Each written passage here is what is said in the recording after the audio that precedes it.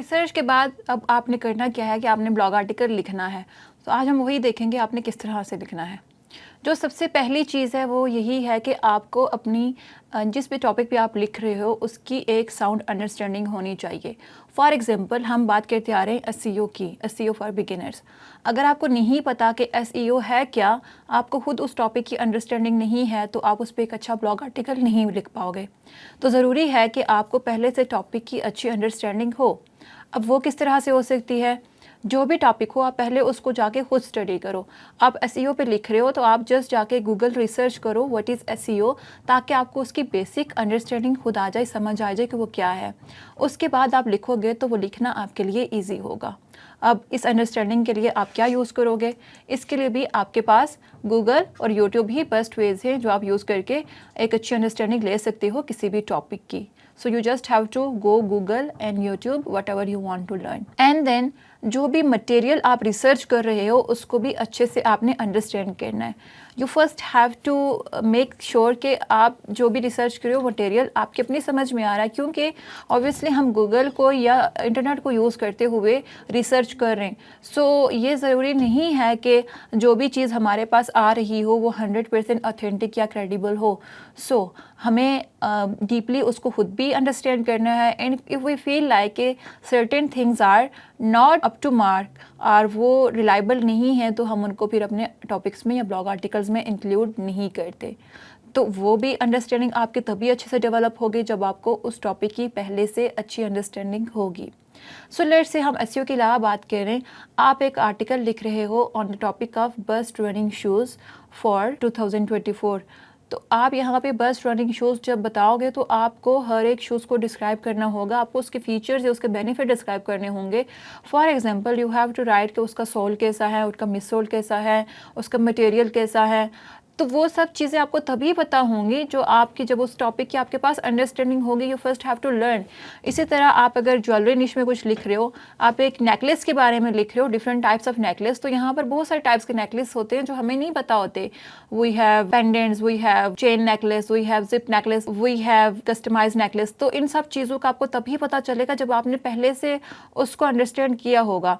So for example अगर मैं यहाँ पर जाऊँ और मैं सर्च करना चाहूँ, अगर हम शूज़ वाले की एग्जाम्पल ले लें कि शूज़ में हम किन किन चीज़ों को डिस्क्राइब करते हैं। सो मैं यहाँ पर अगर लिखूँगी बेस्ट रनिंग शूज़ इन 2024, तो यहाँ पर जस्ट मैं एक ब्लॉग आर्टिकल ओपन करके देखती हूँ और मैं जस्ट ये देखूँगी कि उन्होंने एक शूज़ को किस तरह से डिस्क्राइब किया हुआ है। सो let's go to this one. So they are talking about things like they have the V4 further evolves the excellent blend of cushioning and zip. अब अगर आपने पहले कभी शूज़ के बारे में नहीं लिखा होगा या आप एक्टिवली शूज़ बाइंग में इन्वॉल्व नहीं हो, तो आपको नहीं पता होगा कि कुशनिंग क्या है, जिप क्या है या V4 क्या है। And then you will see some other things here कि they have breathable woven upper, जिसमें इन्होंने लिखा हुआ है कि नोवेबल last tree engine mesh. And then यहाँ पे ये और बात कर रहे हैं कि मिड फुट की बात कर रहे हैं। And then they are talking about stag height की बात कर रहे हैं। तो इस तरह बहुत सारे फीचर्स और बेनिफिट्स की वो बात कर रहे हैं। अभी तक ये आपको समझ नहीं आया होगा अगर पहले से आपको शूज़ के पार्ट्स के बारे में डिटेल में नहीं पता होगा। तो आपने क्या करना है, आपने जस्ट जाकर एक सिंपल गूगल रिसर्च करनी है कि पार्ट्स ऑफ रनिंग शूज़, और आपको वहाँ से एक अच्छी अंडरस्टैंडिंग मिल जाएगी। अब आप ये जस्ट एक इमेज ही ओपन करके देखो, तो ये इमेज ही आपको बता रही है कि वो विजुअली आपको बता रहे हैं कि ये वाला जो पार्ट होता है इसको हम क्या कहते हैं, हिल काउंटर कहते हैं। ये वाला जो पार्ट है इसको हम हिल कॉरर कहते हैं। टंग क्या होती है। तो इस तरह से आपको जब वो पार्ट्स की अंडरस्टैंडिंग होगी तो पर लिखना आपके लिए ईजी होगा। लाइकवाइज आपको पार्ट्स के बाद आपने जस्ट ये भी एक रिसर्च करनी है कि features of running shoes.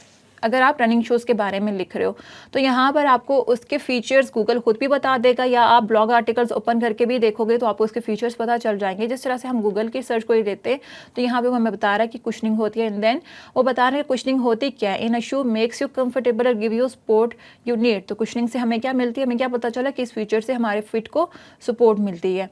And then वो हील हाइट की बात करेंगे, ये क्या होती है। तो इज़ अ पिच और drop in footwear world can range from 0 to 14। तो वो बता रहे हैं कि ये एक जो पिच या ड्रॉप होती है जिसकी साइज़ क्या रेंज करते हैं 0 से 14 तक। सो अगर हम इसको डिटेल में जाके ओपन करके देखेंगे तो हमें इस हिल हाइट की डिटेल में अंडरस्टैंडिंग होगी। सो इन शॉर्ट, आप जो भी आर्टिकल लिखने जा रहे हो जिस टॉपिक पर या किसी भी इंडस्ट्री या निश पर लिखने जा रहे हो, तो पहले उसकी एक अच्छी अंडरस्टैंडिंग डेवलप कर लो ताकि आपके लिए लिखना इस पर ईजी हो। Now comes to the writing part कि आपने रिसर्च कर ली, अब आपने उस टॉपिक पर लिखना है तो वो आप किस तरह से लिखोगे। सो यहाँ पर आपने इंस्पिरेशन तो रिसर्च से ही लेनी है, बाकी ब्लॉग आर्टिकल्स या जो भी आपको हमने वेज बताए थे उस मटेरियल से आपने इंस्पिरेशन लेनी है। अब जो आपने एक्चुअली राइट करना है, मीन्स आपको टाइप करना है, वो किस तरह से करना है। तो कुछ लोग प्रेफर करते हैं कि वो जो भी सोर्सेज हैं उनके सामने ओपन रहे हैं, वो अक्सर डाटा कॉपी पेस्ट करके अपने सामने रखते हैं और फिर उसको देख के वो अपने वर्ड्स में उसको रीफ्रेज कर लेते हैं या रीराइट कर लेते हैं। और कुछ लोग जस्ट सोर्स को देखते हैं, एक दफ़ा उस इन्फॉर्मेशन को रीड आउट करते हैं, उसको थॉरोली अंडरस्टैंड करते हैं एंड देन वो उसको हाइड करके या अपनी नज़रों से दूर करके उस पर खुद से लिखते हैं। तो आप जिस भी चीज़ में कंफर्टेबल हो आप वही प्रैक्टिस अडॉप्ट कर सकते हो। अगर आपको ये लगता है कि वो इन्फॉर्मेशन आपके सामने रहेगी तो आप अच्छे से लिख सकते हो, तो उसको अपने सामने रखो। अगर आपको ये लगता है कि वो जब आपसे आपकी नज़रों से दूर हो गया आप अच्छे से लिख सकते हो, तो आप वो यूज़ कर सकते हो। So whatever is comfortable for you, आप उस तरीके से कर सकते हो। And then you never have to copy paste. आप कभी भी रिसर्च करके उस मटेरियल को कॉपी पेस्ट नहीं करते हो। And this is one of the biggest mistakes जो राइटर्स करते हैं कि वो इन्फॉर्मेशन को कॉपी पेस्ट कर देते हैं या रिफ्रेज ऐसे करते हैं कि वो एक्टिव को पैसिव में चेंज कर लेते हैं। बाकी सारी चीज़ें सेम रहती हैं, जस्ट वो सेंटेंस स्ट्रक्चर को एक्टिव से पैसिव में कर लेते हैं। तो ये भी एक अच्छी प्रैक्टिस नहीं है। हमेशा आपको अपने वर्ड्स में लिखना है। वो किस तरह से लिखना है, आप स्कूल्स में एसेज लिखते आए हो, आप स्कूल में स्टोरीज लिखते आए हो, वहाँ पर भी हम यही करते थे कि हम इन्फॉर्मेशन को अपने वर्ड्स में लिखते थे एक दफ़ा उसको देख के। तो वही सब चीज़ें आपने यहाँ पे भी करनी होती हैं। एंड अगेन एक और जो प्रैक्टिस होती है जो लोग करते हैं कि वो किसी भी वर्ड के सिनोनिम को बहुत ज़्यादा यूज़ करके जस्ट टू अवॉइड प्लेजरिज्म उसको यूज़ करते हैं, जिससे आपकी राइटिंग की क्वालिटी इम्पैक्ट होती है। फॉर एग्जांपल, अगर एक वर्ड था गुड तो वो उसका सिनोनिम यूज़ करेंगे बैड, एक्सीलेंट, ऑसम, अमेजिंग। वो कॉन्टेक्स्ट को समझे बगैर सिनोनिम यूज़ करते हैं, जो कि एक अच्छी प्रैक्टिस नहीं होती। सिनोनिम्स को ओवरडू करने से भी आपकी राइटिंग क्वालिटी इम्पैक्ट होती है। So we will always have to write in our own words. So हम उस एसईओ फॉर बिगिनर्स गाइड की एग्जांपल लेते हैं। अब मैं स्क्रीन पे चल के आपको दिखाती हूँ कि हम किस तरह से लिखेंगे, प्रैक्टिकली हम उसको लिख के देखेंगे। तो हमने 2-3 आर्टिकल्स देखे थे जो हमने आउटलाइन के लिए यूज़ किए थे। हम उन्हीं आर्टिकल से इन्फॉर्मेशन को यूज़ करते हुए कुछ छोटा सा पार्ट मैं आपको लिख के दिखाती हूँ ताकि आपको समझ आए कि लिखना कैसे है। सो हमारी जो आउटलाइन बनी थी उसका पहला पार्ट था एसईओ बेसिक्स, जिसमें हमने कुछ सब हेडिंग्स मैंशन की थी कि what is SEO, on page SEO, of page SEO, जिसको हमने सिर्फ डिफाइन करना था। तो हम व्हाट इज़ एसईओ पार्ट को आज लिख के देखते हैं कि अगर इस पे हमने कंटेंट लिखना होता तो हम किस तरह से लिखते। अब मैं जाऊंगी उन रिसोर्सेज की तरफ जो मैंने अपनी रिसर्च में यूज़ किए थे।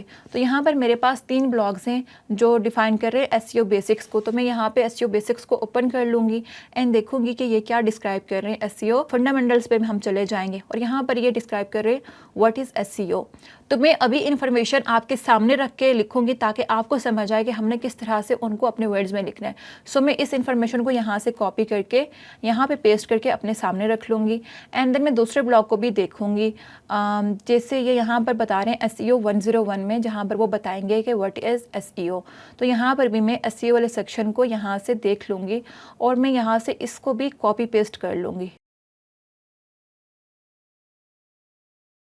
और फिर मैं तीसरे आर्टिकल से भी एसईओ की डेफिनेशन देखूंगी और फिर मैं इसकी भी बेसिक डेफिनेशन को कॉपी कर लूँगी। सो मेरे पास 3 डेफिनेशंस थे जिसको यूज़ करते हुए मैं अपना आर्टिकल का ये वाला पार्ट लिखूंगी। सो वी कैन सी जो पहली डेफिनेशन है अब मैं स्किम करूँगी, उस कंटेंट को रीड करूँगी कि वो क्या बता रहे हैं। सो अब मैं इन्फॉर्मेशन को यहाँ पर कॉपी पेस्ट कर लिया। अब मैंने लिखना कैसे है इसको मैं आपको नेक्स्ट पार्ट में बताती हूँ, तो आप नेक्स्ट पार्ट देखें।